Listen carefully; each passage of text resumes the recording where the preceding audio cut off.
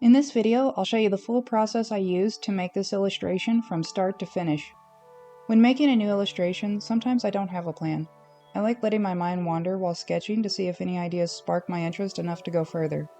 This time I already had an idea in my head before I even started and knew what I wanted to draw. When it comes to finding ideas, I get inspiration from everywhere. I try to pay attention to what experiences I have that inspire me and might influence my art in the future. This can be anything from movies, things I see in the woods, or emotions I want to translate into art. When I was younger, I loved reading books about mythology and the occult.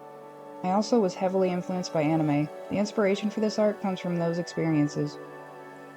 This time I wanted to create something that seemed to have a story. I love art that can tell a story using only a single picture. One of my favorite examples of this is a painting by Norman Rockwell called The Holdout. In it you'll see a woman in a jury room in a time when women couldn't serve on a jury in some places because they were considered too weak-minded. When you look around the painting you can tell there's a whole story going on. So for this illustration I imagined a giant fortune teller. When it comes to drawing human bodies, it helps to have a reference, so I took a photo of myself in the pose I wanted. I used a prop to get a rough idea of where my hand should be. Then I positioned one of my lamps to shine up at my face as if I had a glowing crystal ball in front of me. This will help me get an idea of where shadows and highlights might go. To be honest, this picture isn't perfect and doesn't have ideal lighting, so I'll still need to make some stuff up. I try not to stress out over my reference material. I usually don't follow it exactly anyway. So now that I know what I want to draw and have my reference photo, here are the tools I'll be using. To make this illustration, I used an iPad Pro, Apple Pencil, Procreate, and my own brush set. The canvas size is 16 by 20 inches at 300 dpi. 300 dpi is about the minimum you want if you plan to make any type of art prints, stickers, etc. dpi means dots per inch, and it refers to the number of dots of ink per inch that a printer deposits. This affects the detail and quality of your art prints. Procreate on an iPad will limit the number of layers you can have based on the size of the canvas and the DPI, so I have to balance how large I want my art to be, but still have a decent number of layers. One of the first steps in my illustration process is the idea sketch phase. The idea sketch is very loose and rough. If I'm brainstorming my ideas as I go, my sketch will be sloppy because I want to make sure I capture every idea before I lose them. As I started to sketch, I thought about what the story might be to help me come up with ideas for the illustration. Maybe she could be a deity that the locals come to for guidance and wisdom, or maybe she's a priestess who delivers prophecies from the gods. In front of her is a mortal human seeking her counsel. Maybe she's a queen hoping to find out what the future will hold for her kingdom. Next to the fortune teller are her two giant black cat familiars. One cat seems to be concerned with what he sees in the crystal ball, while the other cat is indifferent. As I go, I make adjustments to the sketch.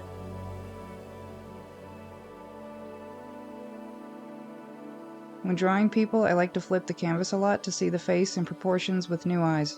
Sometimes when you draw, you won't quite see the mistakes, but if you flip the canvas, it helps you see your art differently and your mistakes might be more obvious. Sometimes I still don't see how my proportions are off, but that will just take time and practice. I decided to use the symmetry tool to redraw the head. I love using it, but I also want to be able to draw things accurately without needing it, so I try to balance it out by sketching the face without it for practice, then redrawing over it with the tool. When my sketch starts to get complicated, I will use different colors to see what I'm working on easier. When there are so many lines, it can be very confusing and I might not be able to tell the difference between a tail or a clump of hair. With the sketch cleaned up, it's time to merge the layers, reduce the opacity, and make a new layer on top so I can start the clean line art. To make the line art, I'm using one of my brushes called Strange Ink.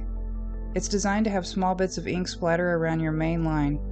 When making line art, it's ideal to draw each line in one big swoop when possible. This will help keep the line looking cohesive and avoid the struggle of trying to get the line to connect evenly when you need to draw it in multiple passes. For some lines that I want to make in a big swoop that need to overlap other lines, it's helpful to make another layer. I usually work with many layers while making line art so I can easily erase things I don't need while not having to be careful with the lines I plan to keep.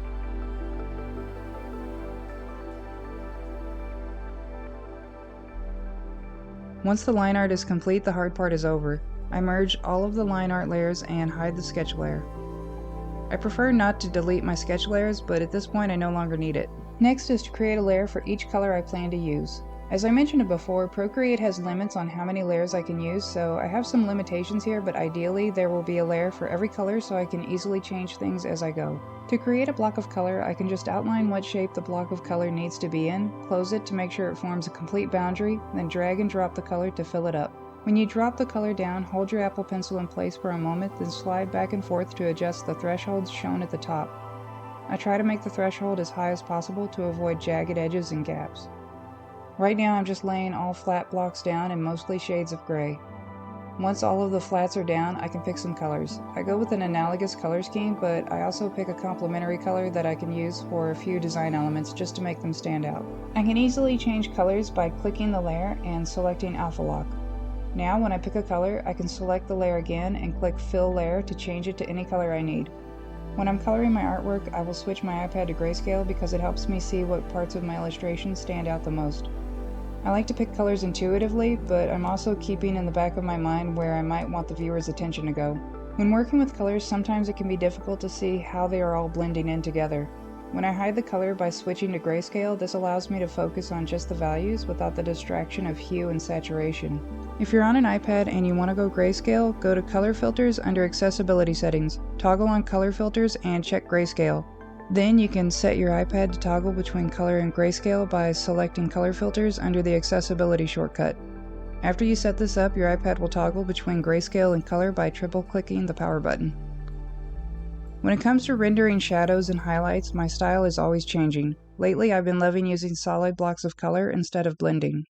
To find a good shadow color, I use the color picker to select the main color of the subject, then go into colors and slightly turn the saturation up.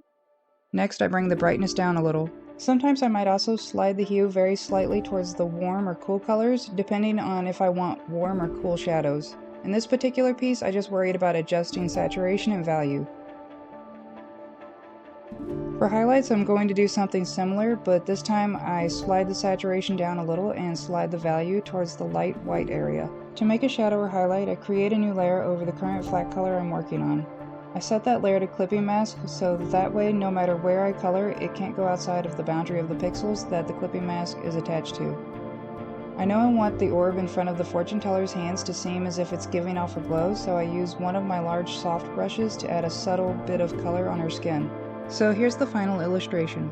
The total time spent was 11 hours and 47 minutes. If you want to see more of my art, check me out on Insta as Cells Dividing. I also have the Procreate brushes I used in the description. Leave a comment and let me know your thoughts. I'd love to hear them. Thank you so much for watching and have a great day.